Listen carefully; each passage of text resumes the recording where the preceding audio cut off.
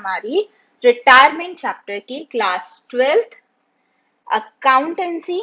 Chapter name is retirement. Retirement किसका बेटा? Partner का। ठीक है, retirement of partner. Retirement of partner का मतलब क्या है बेटा? मान लीजिए ए बी सी तीन पार्टनर्स थे, उनका प्रॉफिट शेयरिंग रेशो 1:1 था। अब क्या हुआ, सी ने कहा कि मैं आपकी फर्म को छोड़कर जाना चाहता हूं, तो सी ने दे दिया नोटिस कि मैं एबीसी वाली जो फर्म है हमारी, जिसमें 3 एबीसी पार्टनर है, उनको मैं छोड़कर जाना चाहता हूं। अब बेटा जब भी कोई बंदा कोई चीज छोड़कर जाना चाहता है, तो एक बात बताइए, वो अपने साथ अपना सामान तो लेकर जाएगा, अपना सामान ब्रीफकेस में पैक करके लेकर जाएगा। तो ऐसे ही बेटा हम सी को उसका सामान देंगे। ठीक है, यानी सी जो अपने घर से लाया था प्लस जो उसने यहां पर कमाया, वो दोनों चीजें उठाकर हम सी के ब्रीफकेस में डाल देंगे और सी को कहेंगे कि आप चले जाइए, क्योंकि सी हमारी फर्म से जाना चाहता है। ठीक है, अब सामान क्या क्या होगा, तो आइए देखते हैं सामान क्या क्या होगा। तो बेटा सीधे सिंपल सी बात, सबसे पहले जो वो घर से लाया है यानी उसकी कैपिटल, प्लस जो उसने कमाया है यानी उसका प्रॉफिट। अब ये प्रॉफिट अलग अलग कहते हैं ना शक्लों के अंदर मिलेगा, अलग अलग फेसेस पर मिलेगा। कौन कौन से? तो बेटा सबसे पहला जो प्रॉफिट होगा वो कौन सा होगा? एक्यूमुलेटेड प्रॉफिट और लॉस।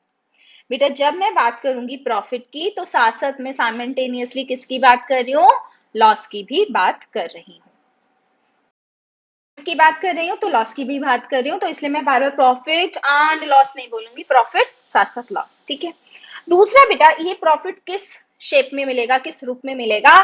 तो बेटा ये प्रॉफिट मिलेगा revaluation of asset and liability के रूप में। ठीक है, तीसरा ये किस रूप में मिलेगा बेटा? गुडविल के रूप में। इसका मतलब क्या हुआ दीदी? यानी इसका मतलब हुआ कि जब सी अपने घर जाएगा, हमारी फर्म से रिटायर होकर जाएगा, तो हमें उसको उसकी capital plus accumulated profit and loss में उसका शेयर, रिवैल्यूएशन में जो भी प्रॉफिट एंड लॉस हो रहा है वो, प्लस उसकी गुडविल का शेयर देना पड़ेगा। यही तीन चीज तो हम सीखते आ रहे हैं, बस यही हमें करना है। ठीक है, तो आइए बेटा same concept, accumulated profit and losses कैसे बढ़ते हैं? पुराना प्रॉफिट पुरानी रेशो, यही तो बताया था मैंने आपको, क्योंकि ये शेयर कौन सा है, वो प्रॉफिट कौन सा है? पुराना। बटेगा कैसे बेटा? पुरानी रेशो में। चले जी, रीवैल्यूएशन अगेन कैसा है? ओल्ड प्रॉफिट है, कैसे बढ़ जाएगा? ओल्ड रेशो में। ठीक है, लास्ट गुडविल। बेटा यहाँ थोड़ा सा ट्रीटमेंट अलग होता है, क्योंकि गुडविल को हम डिस्ट्रीब्यूट नहीं कर सकते। कौन सामने आ जाएगा? AS26। तो हम इसके साथ गुडविल का क्या करते हैं? We do adjustment entry. What is the adjustment entry? Adjustment entry is gaining to sacrificing. यही तो हमने सीखा change in profit sharing ratio में, यही तो हमने सीखा एडमिशन में। क्या यहां मैं दो सारे कॉन्सेप्ट रिपीट करूं? बिल्कुल नहीं। अगर आपको कोई भी कॉन्सेप्ट नहीं आता तो जल्दी से ये दोनों चैप्टर्स कर कर आइए, फिर उसके बाद हम रिटायरमेंट करेंगे। ठीक है जी, तो आइए बेटा क्वेश्चन पढ़ते हैं और उसके बाद काम करेंगे। अब जैसे हमने एडमिशन के अंदर किया था, क्योंकि बेटा हमें गुडविल के लिए गेनिंग और सैक्रिफाइसिंग रेशियो चाहिए, तो सबसे पहला काम हम क्या करेंगे? गेनिंग और सैक्रिफाइसिंग कैलकुलेट करने का ही करेंगे। ठीक है, बहुत इजी है, बहुत। जैसे एडमिशन में तो बहुत सारे केसेस थे ना, यहाँ केसेस नहीं है, यहाँ 3 केसेस है मैक्सिमम। ठीक है, तो आइए बेटा सबसे पहले सीखते हैं calculation of gaining and sacrificing ratio। ठीक है, चलिए केस नंबर 1, सबसे प्यारा केस और सबसे इजी केस। क्या कहता है ये केस नंबर 1? केस नंबर 1 कहता है, मान लीजिए ए बी सी पार्टनर्स थे 2 to 1 में। ठीक है। और बेटा ये 99% केसेस में काम आएगा आपके, ठीक है। ये सेम केस आपका 99% क्वेश्चंस में काम आएगा, तो आराम से सीख कर चलेंगे। तो बेटा कहता है ए बी सी 3 पार्टनर्स थे, सी चला गया, सी चला गया और उसने क्वेश्चन में कुछ नहीं कहा, तो इसका मतलब क्या हुआ बेटा, इस रेशो को छुपा लो, सी को छुपा दो, सी चला गया ना, तो ए और बी की नई रेशो क्या हुई, 2:2। तो बेटा this was the old ratio, old का मतलब रिटायरमेंट से पहले, और जब हमने सी को छुपा दिया तो ए और बी की रेशो क्या हो गई, 2:2। इसको मैं 1:1 लिख दूं, हाँ लिख दीजिए, तो this is my new ratio. और एक कमाल की बात और बताऊं, ये केस नंबर 1 है ना, तो यही रेशो मेरी सैक्रिफाइसिंग रेशो भी होगी। ऐसा क्यों बेटा, मैं सिर्फ अभी आपको बता रही हूँ, समझ लेते हैं कैसे होगा। तो आइए बेटा, मैंने आपको सबसे पहले बताया ओल्ड रेशो में अगर सी जा रहा है तो सी की शेयर को हम क्या करेंगे, छुपा लेंगे, तो क्या हो गया, हमारी नई रेशो आ गई। और नई रेशो के बाद बेटा आपको गेनिंग और सैक्रिफाइसिंग निकालनी आती है ना, क्या बेटा, गेनिंग अगर सैक्रिफाइसिंग निकालनी है तो क्या होती है बेटा, ओल्ड माइनस न्यू, और अगर गेनिंग रेशो निकालनी है तो न्यू माइनस ओल्ड। तो फॉर्मूला कोई भी यूज करो, अगर आप सैक्रिफाइसिंग का यूज कर रहे हो और आंसर पॉजिटिव है तो सैक्रिफाइस, और आंसर नेगेटिव है तो गेन, है ना। जैसे मान लीजिए एक बच्चा था मिस्टर ए, उसके पास पहले 4 टॉफीज थी, ठीक है। अब उसके पास 5 टॉफी हो गई। अब मुझे निकालना है कि उसने गेन या सैक्रिफाइस कितना किया। तो अगर बेटा मैं फॉर्मूला यूज करती हूँ सैक्रिफाइस का, तो सैक्रिफाइस का फॉर्मूला क्या है, ओल्ड माइनस न्यू। तो ओल्ड कितनी है, 4, न्यू कितनी है, 5, तो देखिए क्या आया, -1। तो मैंने सैक्रिफाइसिंग का फॉर्मूला यूज किया और आंसर क्या आया, नेगेटिव, तो ये क्या हो जाएगा, गेन। और अगर मैं गेन का फॉर्मूला यूज करती, गेन क्या होता है, न्यू माइनस ओल्ड, यानी 5 - 4, तो ये आया पॉजिटिव। तो गेन का फॉर्मूला है, पॉजिटिव आया, तो वो भी क्या है, गेन। तो फॉर्मूला बेटा देखो ऐसा कुछ नहीं है कि आपको दोनों में से, क्योंकि ये फॉर्मूले एक दूसरे के बेसिकली क्या है, सिमिलर तो है, साइनिंग का फर्क है, तो आप कोई भी यूज करो बट ध्यान रखना साइन का, ठीक है। तो यही सेम हम करेंगे अपने यहाँ पर यूज। बट बच्चा टिपिकली क्या होता है, अब मैं टिपिकल बात बता रही हूँ आपको, टिपिकली क्या होता है, जब सी जाता है तो अपना शेयर ए और बी को देकर जाता है, तो हम क्या करते हैं, गेनिंग रेशो कैलकुलेट करते हैं इन रिटायरमेंट एंड डेथ, ठीक है। कहने को हमारे पास इनफेक्ट क्वेश्चन भी आता है कि गेनिंग रेशो हम कब कैलकुलेट करते हैं, तो at the time of retirement and death, ठीक है। तो यहाँ पर हम फॉर्मूला भी कौन सा लगाएंगे, गेनिंग। बट ऐसा कोई हार्ड एंड फास्ट नहीं है कि आप सैक्रिफाइसिंग का नहीं लगा सकते। तो गेनिंग का फॉर्मूला है old minus new. What was the old share, A का था 2/5, what is the new share, 1/2, तो ये क्या आया, -1/10, तो बेटा दिस इज गेन, ठीक है। बी 2/5 -1/2, तो दिस इज अगेन 4 - 5/10 -1/10, गेन, ठीक है। और लास्ट में क्या आता है, सी, सी का शेयर कितना था, 1/5, कितना रह गया, 0, क्योंकि वो तो चला ही गया, तो दिस इज 1/5 सैक्रिफाइस। अब ये भी 10 है, ये भी 10 है, तो इसको भी 10 बना दूं, तो ये कितना आया, 2/10 सैक्रिफाइस। अब ध्यान से देखिए, मैंने कहा था ना यही उनका सैक्रिफाइसिंग एक्चुअली में गेनिंग रेशो है, ठीक है।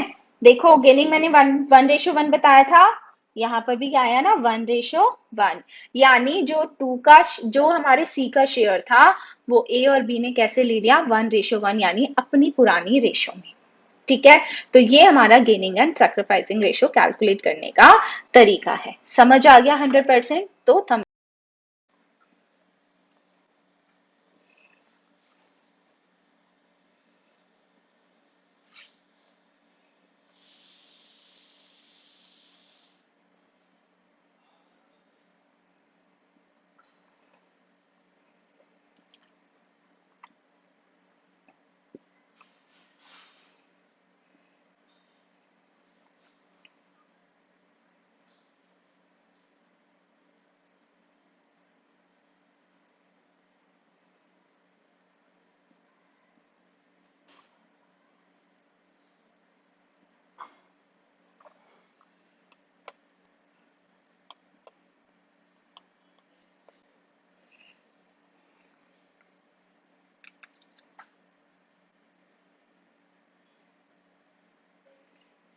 बहुत इजी क्वेश्चन है, मुश्किल नहीं है। एक मैं करवा रही हूँ, बाकी आप करिएगा। कहता है कहता है ए बी सी तीन पार्टनर्स थे, profit sharing ratio is that is 6, 5 and 4। ठीक है। अच्छा, calculate the new profit sharing ratio if A retires. अगर ए रिटायर हो रहा है तो new profit sharing ratio between B and C क्या है? ए को छुपा लीजिए, कितनी आई बेटा? 5:4। ठीक है। अच्छा, अगर बी रिटायर हो रहा है, उसने आगे कहा बी रिटायर हो रहा है, तो बी को छुपा लीजिए। तो ए और सी की रेशियो क्या है? 6:4। तो new profit sharing ratio case number 2, A and C is 6:4। And अगर सी रिटायर हो रहा है तो new profit sharing ratio is 6:5। तो ए एंड बी इज 6:5। तो इस तरीके से आपको क्वेश्चन करने हैं। ठीक है, समझ आ गए तो थम्स अप कीजिए, फिर मैं नेक्स्ट करवाती हूँ। से 1B, 2, 3 एंड 4 कर दीजिए, कोई भी दिक्कत नहीं है, कोई भी प्रॉब्लम नहीं है। ठीक है, अगर आपने अच्छे से समझा है सारी चीजें तो आई डोंट थिंक सो कि आपको 1B और 2 में कोई प्रॉब्लम आएगी। 3 एंड 4 भी आपसे हो जाएगा, बट 1B एंड 2 करके मुझे ओके कर दीजिएगा, फिर 3 मैं समझा दूंगी।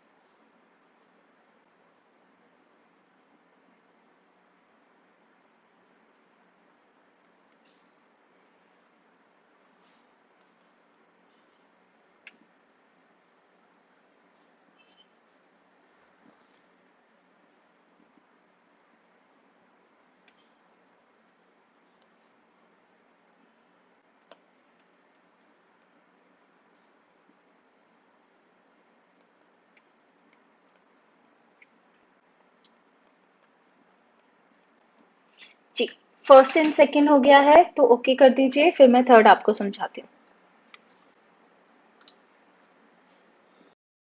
आ जाते हैं, थर्ड क्या कहता है, एक बार मेरे साथ पढ़िए और देखते हैं आपको आता है या नहीं आता।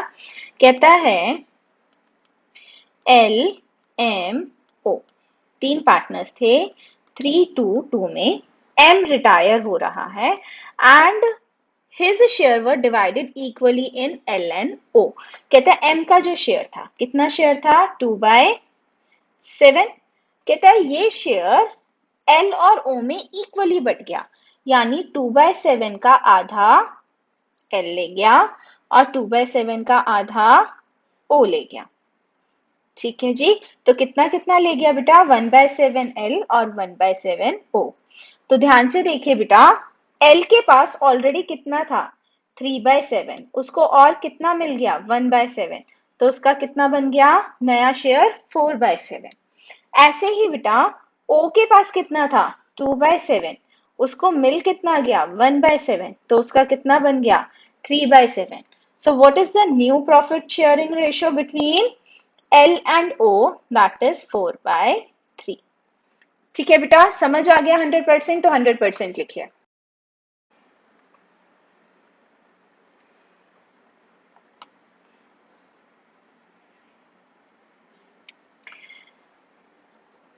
Question number 4, A B C तीन पार्टनर्स 4, 3 एंड 2, बी रिटायर हुआ है and his share taken up by A and C in 3:2। तो बी का शेयर कितना है? 3/9। और वो किस रेशियो में बांट लिया गया है? वो रेशियो में बांट लिया गया है 3/2। तो 3/9 का 3/5 और 3/9 का 2/5, ये किसने लिया? ए ने लिया और सी ने लिया। तो देख लेते हैं 1/3, ये भी 1/3, यानी 3/15 ए ने और 2/15 सी ने। ठीक है, तो ए के पास शेयर कितना था 4/9, उसके पास आ कितना गया 3/15। चलिए जी 45, 20 प्लस 9, 29/45 ए का नया शेयर। सेम बी के पास था 2/9, आ कितना गया 2/15, तो 45, 10 plus 6, 16/45. The new profit sharing ratio is 29/45 and 16/45.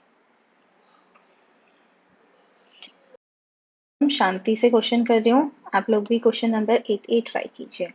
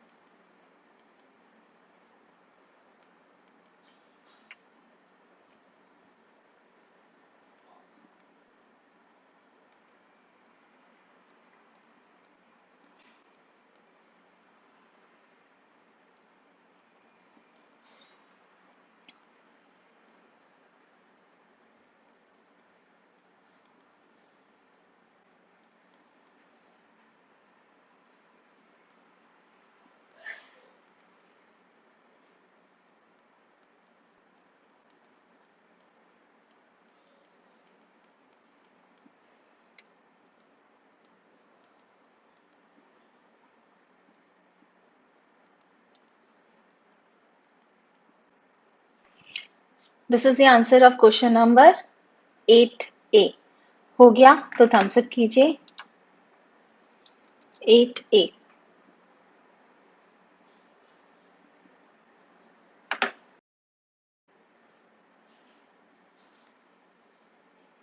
Question number 8B।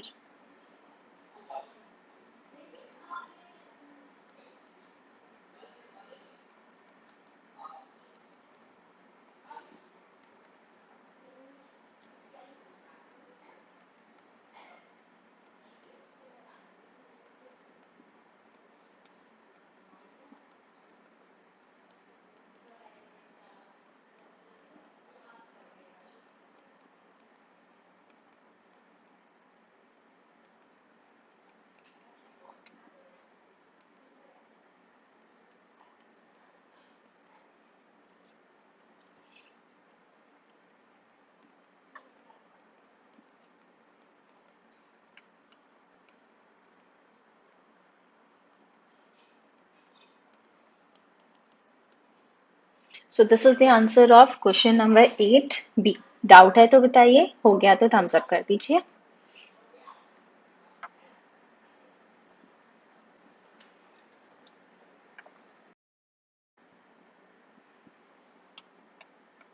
Question number 9A।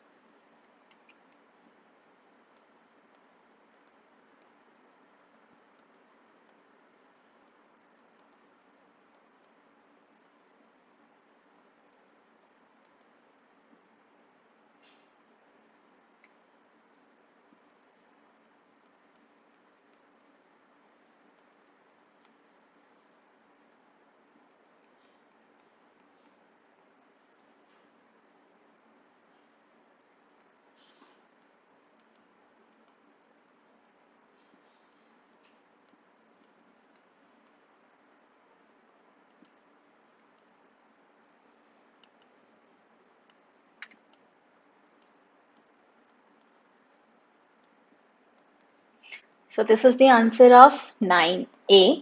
हो गया तो थम्स अप कीजिए। Last question for today.